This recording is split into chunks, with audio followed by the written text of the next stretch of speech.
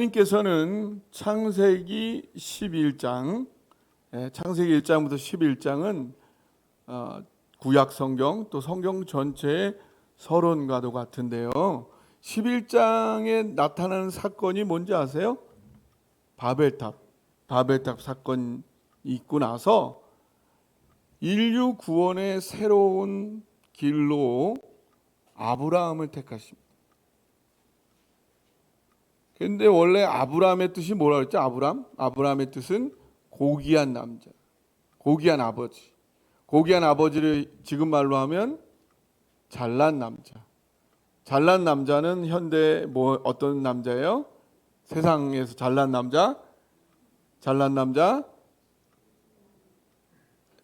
연봉, 차, 아파트 이런 거, 그런 잘난 남자를 꿈꾸던 아브라함 이름 자체가 그런 걸 꿈꾸는 거예요. 왜냐하면 히브리라는 유랑족 속의 우두머리였기, 거지 왕초였기 때문에 내 가족이라도 든든히 먹이는 그런 아버지가 되고 싶다. 이게 아브라함 이름의 뜻이었어요. 그런 아브라함을 하나님은 열국의 아비 아브라함으로 빚어가신 거죠. 근데 그 과정에서 하나님은 계속적으로 두 가지 약속을 항상 하셔요. 두 가지 약속. 두 가지 약속이 뭐냐 하면 하나는 후손에 대한 약속. 또 하나는 뭐에 대한 약속일까요? 또 하나는 땅에 대한 약속. 후손과 땅에 대한 약속을 계속 하시는 거예요. 왜 하필이면 딴 게 아니라 후손과 땅에 대한 약속을 하실까요?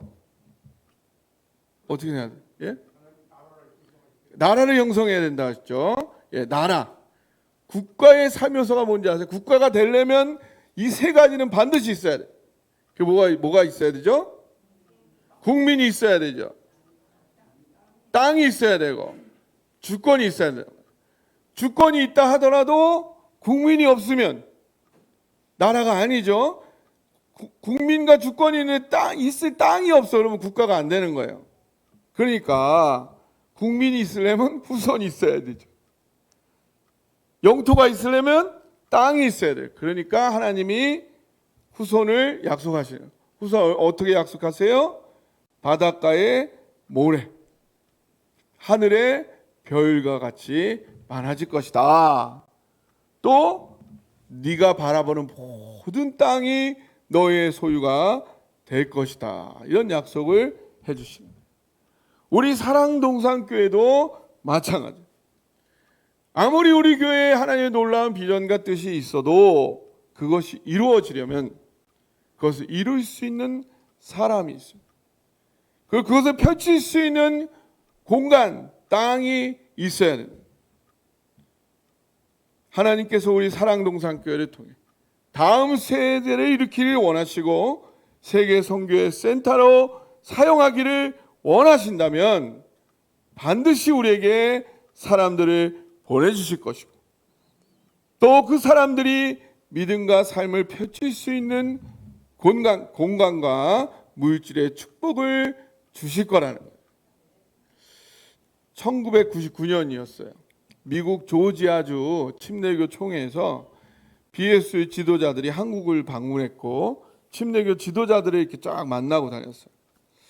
예, 침례교 대학생 사역을 발전시켜야 되는 그 필요성과 그 전략을 나누기 위해서 그 2주간의 만남을 한 후에 그 대표가 저한테 이렇게 얘기를 하는 거예요. 명수, 당신이 한국 BS의 아브라함이 되어 주십시오. 이게 무슨 뜻일까요? 만나보니 오래 걸리겠다는 거예요. 자신들이 침례교 지도자들을 만나보니 이거 하루아침에 될 일이 아니라는 거예요. 아주 멀리 보고 천천히 여유를 가지고 하라는 거예요. 아브라함처럼 그냥 이삭 하나만 찾으면 된다. 그런 심정으로 하라는 거죠. 예, 그 얘기 들었을 때 저는 아니 나에게 지금 축복을 하는 거냐 저주를 하는 거냐 농담을 했던 기억이 납니다. 그리고 20여 년이 지나버렸어요. 그러면서 그들이 추천한 일 중 하나가 대전 신학교의 다음 세대 감옥을 넣어보라는 거죠. 그래서 2012년부터 지금까지 다음 세대 감옥을 침신대에서 진행해 오고 있는 거죠. 이제 제 한참 후배들이 침신대 교수님들이 되셨어요. 지금 이 감옥, 다음 세대 감옥 담당 교수님도 한참 후배세요. 이 후배 교수님들이 저를 보면 감탄을 하죠. 어떻게 그 긴 세월 다음 세대 사역을 하고 있느냐. 제 힘만으로는 못하죠. 하나님께서 길을 열어주시니까, 지금까지 이거 하게 하니까 여기까지 올 수 있었다고 생각이 듭니다. 앞으로도 하나님께서 그 길을 하나님의 일이기에 열어주시리라 믿는 거예요. 하나님께서 반드시 다음 세대와 세계 선교의 비전을 위한 젊은이들을 보내주실 것이고, 그들과 함께 비전을 펼칠 수 있는 물질적 공간과 복을 주시리라 믿습니다. 이미 이렇게 정발산에 기적과 같은 방법으로 멋진 공간을 주시지 않았습니까? 현재 이 공간을 어떻게 잘 사용하실 거냐가 당면 과제인데, 멋진 공간을 창조하신 하나님께서 사용하는 기린들 인도하시지 않으시겠습니까? 오늘은 어린이 주일을 맞이했죠. 오늘 아브라함에게 주셨던 하나님의 비전을 이루기 위해 그가 얼마나 깊은 투자를 하였는지 살피면서 우리 또한 미래 다음 세대를 위해 하나님의 비전을 위해 투자를 아끼지 않는 삶의 그 가치를 함께 돌아보기를 원합니다. 100세 드디어 후손의 약속에 대한 응답을 받고 이삭을 얻었어요. 이제 드디어 아브라함을 통해 이루려는 하나님 나라 천국의 그 국민이 대를 이어 태어날 그 가능성이 열린 거죠. 그리고 나서도 무려 37년이 흘렀습니다. 이때 국민의 그 씨앗은 얻었지만 영토는 얻었어요, 못 얻었어요? 아브라함이 영토는, 그 땅의 영토는 얻었을까요, 못 얻었을까요? 하나도 아직 없었어요. 그 아직도 아브라함 이름이 적힌 땅이 하나도 없다는 그 현실이 적나라하게 드러나는 그 안타까운 사건이 일어납니다. 그게 뭐죠? 아내 사라가 127세에 죽음을 맞이했는데, 죽은 이자를 매장할 땅이, 그 땅을 소유하고 있지 않은 이 현실과 직면하게 되는 거죠. 죽은 자가 다시 살아나서 다시 함께 돌아다니지 않고서야 어찌됐든 이 죽은 자를 매장을 해야 될 거 아닙니까? 그리고 그러려면 그 매장할 땅이 반드시 필요한 이 현실에 부딪히고 만 거죠. 이때 아브라함은 가나안 땅에 아직 자신의 이름으로 된 땅이 한 평도 없다는 그 현실을 뼈저리게 아파하게 되는 그런 현실인 것입니다. 동시에 이제는 어떤 방법으로든 가나안에 자신의 이름으로 된 땅을 소유해야만 한다는 그 필요성과 당위성을 갖게 되는 그런 상황이 된 거예요. 그래서 창세기 23장 3절 4절 띄워주세요. 예. 같이 한번 읽어보실까요? 여러분 한번 읽어주세요. 시작.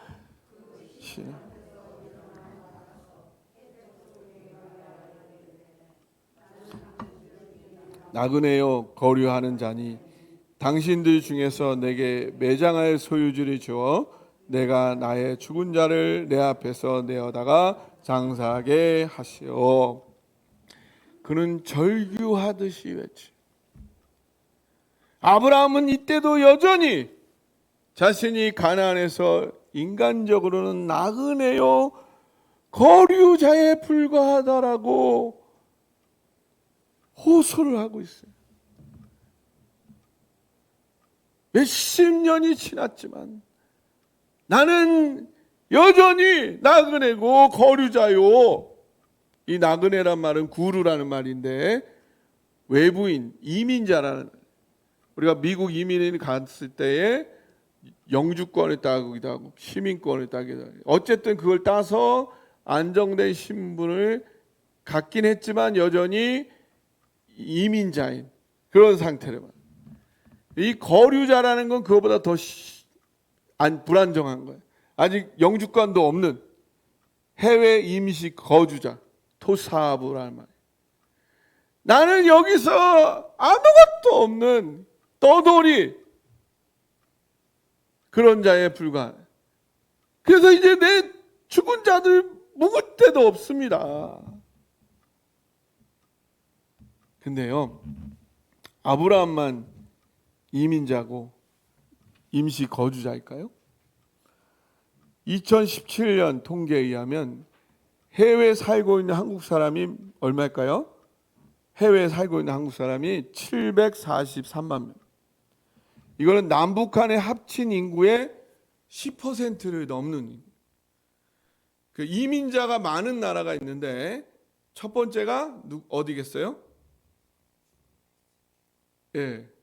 그러니까 그 비율상으로, 숫자상이 아니라 비율상으로 많은 나라가, 아니야, 비율상으로는 이스라엘이 가장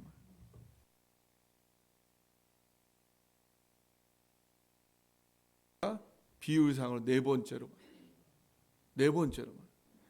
그리고 우리가 얼마나 많은 나라에 흩어져 있냐면 194개국에 흩어져 있어요. 가장 많은 나라에 흩어져 있어요. 유엔 가입 국가가 현재 193개국이야. 그거보다 많은 나라에 흩어져 있어요. 우리나라 사람들이. 예, 중국인도 없고 일본 사람도 없고 유대인이 없어도 한국 사람은 있다. 근데 한국에 살고 있는 우리는 어떤가요? 2019년에 수도권 서울, 인천, 경기에 사는 인구가 2,600만 명이 넘었어요. 이거는 전체 인구 518만 명의 50.2%를 넘어서, 이 많은 인구가, 이 절반이 넘는 인구가 다 어디서 왔어요? 어디서 왔대요? 전국 방방곡곡에서 왔다는 거예요. 서울, 인천, 경기를 가득 메우고 있는 대한민국, 인구 반이 넘는 사람들이 모두가 실은 이 아브라함처럼 나그네요, 떠돌이요, 뜨내기요, 고향 떠나온 사람들이라는 거죠. 인생은 나그네 길, 어디서 왔다가 어디로 가는가. 구름이 흘러가듯 떠돌다 가는 길에 정일랑 두지 말자, 미련일랑 두지 말자. 인생은 나그네 길, 구름이 흘러가듯 정처 없이 흘러서 간다. 인생은 벌거숭이, 빈손으로 왔다가 빈손으로 가는가. 강물이 흘러가듯 여울져 가는 길에 정일랑 두지 말자, 미련일랑 두지 말자. 인생은 벌거숭이, 강물이 흘러가듯 소리 없이 흘러서 간다. 2018년 작고하신 최희준 선생께서 1965년 발표한 하숙생이란 가요 노래입니다. 아마 압축적 근대화, 우리나라 근대화를 압축적 근대화래. 너무 막 이 서구에서 한 300년, 일본에서 한 150년 걸린 걸 한 50년에 막 압축해가지고 이 압축적 근대화를 겪었으니 얼마나 그 모진 세월을 견뎠겠어요. 그 모진 도시화와 서울살이에 떠돌이 서러운 삶을 살아야 했던 그 많은 사람들이 힘들고 어려울 때마다 인생을 다 그래 이렇게 애환을 달래주었던 그런 노래가 아니었나 싶습니다. 그런데 성경은 꼭 특별히 이 땅에서 이주의 서러움을 겪는 사람들만이 아니라 모든 믿음의 사람들, 죽음 이후에 본향을 찾고 구하는 자들이 바로 이 땅에서는 나그네와 외국인으로서 살아가고 있다 증거하고 있습니다. 히브리서 11장 제가 한번 읽어드리겠습니다. 13절부터 보면요, 이 사람들은 다 믿음을 따라 죽었으며 약속을 받지 못하였을 때 그것들을 멀리서 보고 환영하며 또 땅에서는 외국인과 나그네임을 증언하였으니 그들이 이같이 말하는 것은 자기들이 본향 찾는 자임을 나타냅니다. 그들이 나온 바 본향을 생각하였다면 돌아갈 기회가 있었으려니와 그들이 이제는 더 나은 본향을 사모하니 곧 하늘에 있는 것이라. 이러므로 하나님이 그들의 하나님이라 일컬음 받으심을 부끄러워하지 아니하시고 그들을 위하여 한 성을 예비하셨느니라. 아멘. 믿음의 사람이란, 진정한 믿음의 사람이란 이생의 삶보다도 죽음 이후의 본향을 추구하는 사람이기에 최희준 선생의 인생은 나그네 길이라는 이 첫 가사가 더욱 마음에 와닿을 이유가 있는 거지요. 여러분 모두 이 세상의 삶보다 이 생 이후에 더 나은 본향 사모하고 계시죠? 오늘도 가나안의 이 삶이 나그네로서 낯설을 수밖에 없는 이 아브라함, 그렇지만 그럼에도 그가 기죽지 않았던 건 그가 더 나은 본향을 바라보고 있었기 때문입니다. 우리도 오늘 삶이 어떠하든지 기죽지 마시고 아브라함처럼 더 나은 본향을 바라보며 당당히 담대히 살아가는 여러분 되시기 바랍니다. 하나님의 부름을 받고 약속의 땅에 이주해 와서 몇십 년을 살아온 아브라함, 그러나 137살이 되어서도 여전히 자신의 죽은 아내를 니을 땅 한 평을 소유하고 있지 않은 여전히 나그네여 떠돌이요 뜨내기의 신분을 뼈저리게 절감하고 있는 이 아브라함, 그가 가나안의 해족속에게 호소하듯 외칩니다. 당신들 중에서 내게 매장할 소유지를 주어 내가 나의 죽은 자를 내 앞에서 내어다가 장사하게 하시오. 피를 토하는 듯한 그 나이 많은 사람의 간절한 외침입니다. 그거에 대한 그들의 답변은 어떨까요? 매우 긍정적으로 들리는 듯합니다. 6절을 한번 띄워주세요. 여러분이 한번 읽어주시겠습니까? 시작. 내 주여 들으소서. 한번 같이 읽어주세요. 시작. 내 주여 들으소서. 안 떴나요 아직? 네.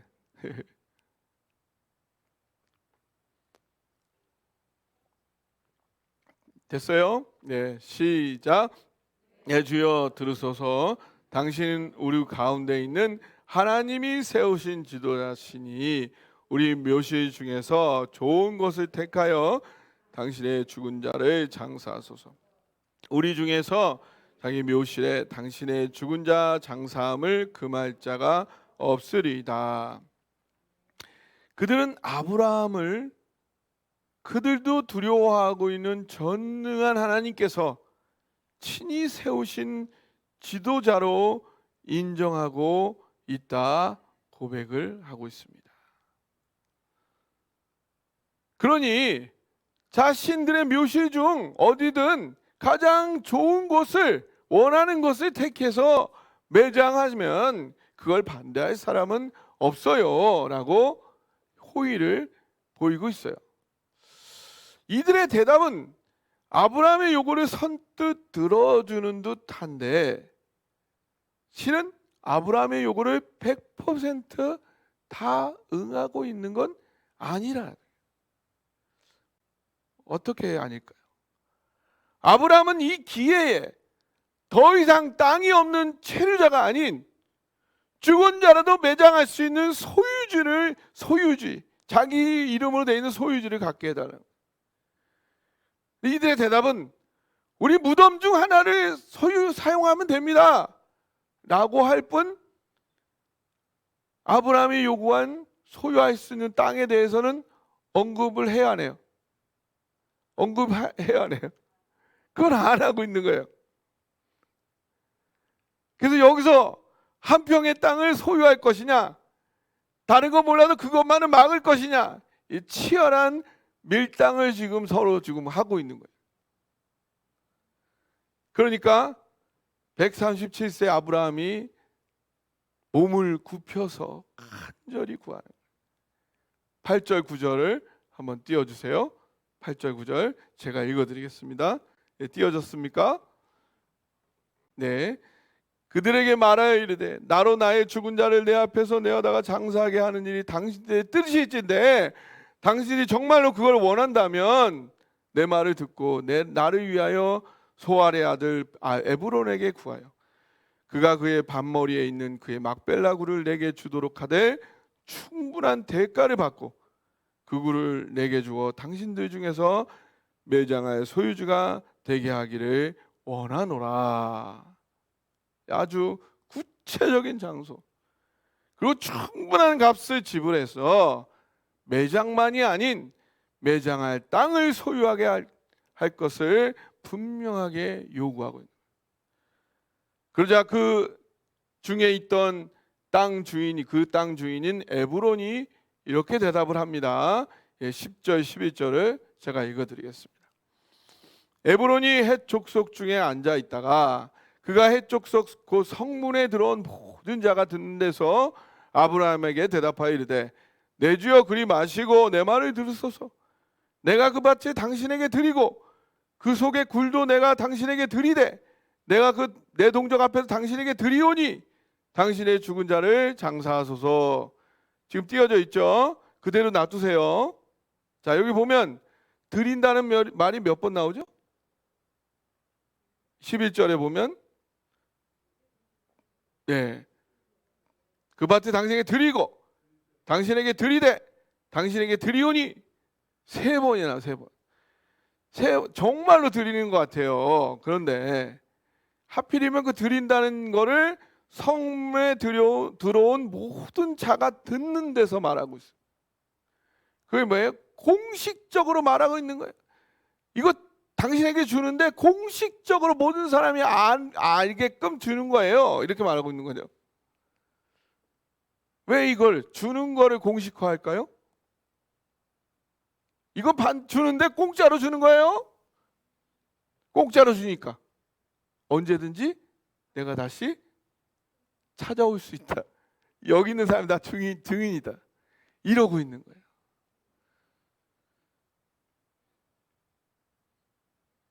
어쩌면 이거는 진짜 거래를 위한 사전 작업과도 같은.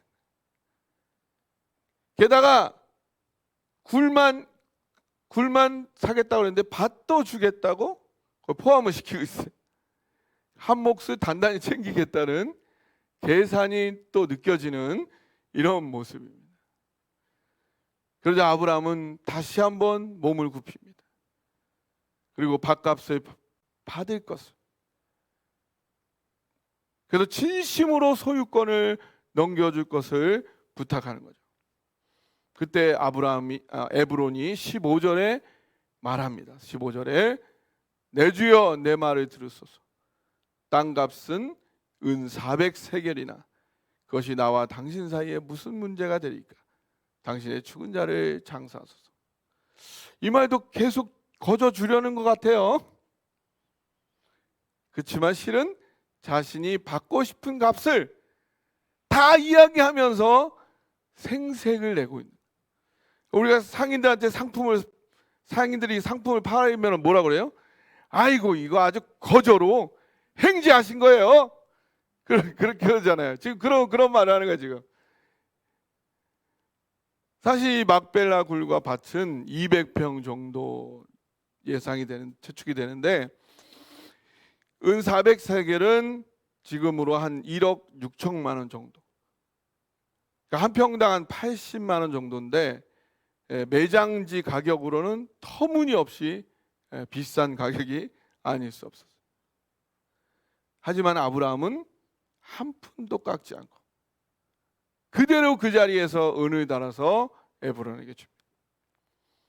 그리고는 성경에 판매된 그 땅의 구체적인 그 땅들의 내용과 판매자가 에브론이고 구매자가 아브라함이고 그리고 그걸 지켜본 증인들 그 핵 족속들이 모두 다 기록이 되었어요. 이거보다 확실한 계약서가 어디 있습니까? 그리고 그 후에야 아내 사라를 막벨라 굴에 매장하여 장사합니다. 아브라함은 왜 이렇게까지 해서 약속의 땅을 자신의 소유로 만든 걸까요?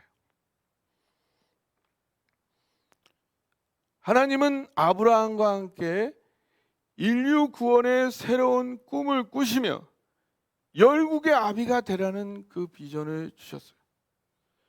그리고 그 비전을 이루기 위해서는 반드시 후손과 땅이 필요하게 그 축복을 주셨어요. 바닷가의 모래, 하늘의 별과 같은 후손들, 그리고 보이는 모든 땅이 다 너의 땅이 될 것이다. 그러나 아브라함의 생전에 성취된 건 딱 두 가지. 뭐예요? 후손은 딱 누구? 이삭 하나. 땅은 딱 막펠라 굴. 예, 딱 두 가지밖에 없어요. 오늘 본문의 과정을 통해 200평 남짓 되는 땅이 아브라함의 소유임이 살아있는 모든 자들에게 분명한 증거가 되고 그것이 분명한 기록으로 남겨졌어요. 아브라함은 이를 위해 자기가 치러야 되는 모든 수고와 모든 대가 지불을 마다하지 않았어요. 그걸 다 기꺼이 다 치루었습니다. 더 나은 본향을 사모하는 이 아브라함이 땅 욕심이 나서 그랬을까요?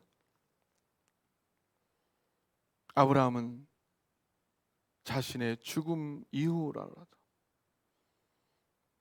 자신에게 주어졌던 하나님의 비전이 반드시 이 땅에서 실제로 성취될 것을 간절히 사모하였기에 그 비전의 근거를 남기기 위해 그리하였던 것입니다.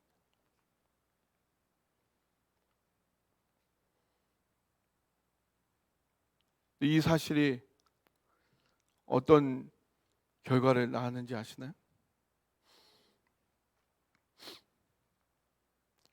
그 이후에 예수님이 오셨고 70년에 예루살렘이 멸망하고 AD 70년에 온 유대인들이 전 세계로 흩어졌어요. 아까 이민자 가장 많은 비율이 이스라엘 사람들이라 했죠. 그리고 2차 세계대전이 끝나고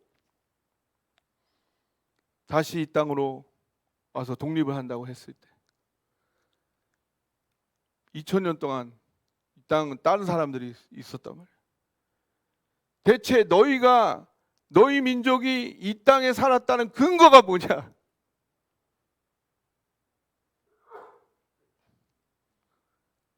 그게 근거가 어디 있는 거예요? 이 성경인 거예요. 성경인 거예요. 그 값을 치른 거예요. 분명히 값을 치른 거예요.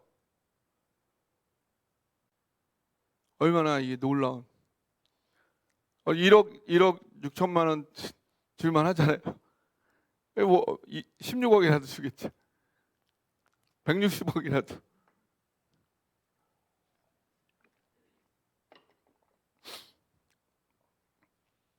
저는요, 우리 사랑동산교회 정발산이 성전이 꼭 막벨라굴 같아요.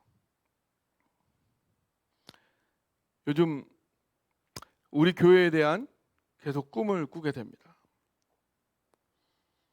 저는 단지 제 목회 기간에 많은 성도들이 모이는 그런 부흥 정도를 꿈꾸고 싶지 않습니다. 한국 교회의 새로운 방향성, 새로운 길을 여는 그 시발점이 되었으면 좋겠어요. 지난주에 제가 성도님들에게 말씀드렸죠. 성도님들의 신앙이 이제 끝난 게 아니라 이제 시작이라고요. 이제 정말 시작입니다. 여기에 한국교회 앞으로 100년, 1000년의 기초를 쌓아보지 않으시겠습니까? 137세 말년의 아브라함처럼 하나님과 함께 꿈을 꾸어보지 않으시겠습니까? 죽을 때까지 하나님의 꿈을 꾸고 간직하였던 아브라함, 그가 말년에 그 꿈을 따라 터무니없는 가격에 막벨라 굴을 구입했던 것처럼 오늘 사랑동산교회를 향한 하나님의 위대한 비전 앞에 여러분의 소중한 삶을 기꺼이 투자하시기를 바랍니다.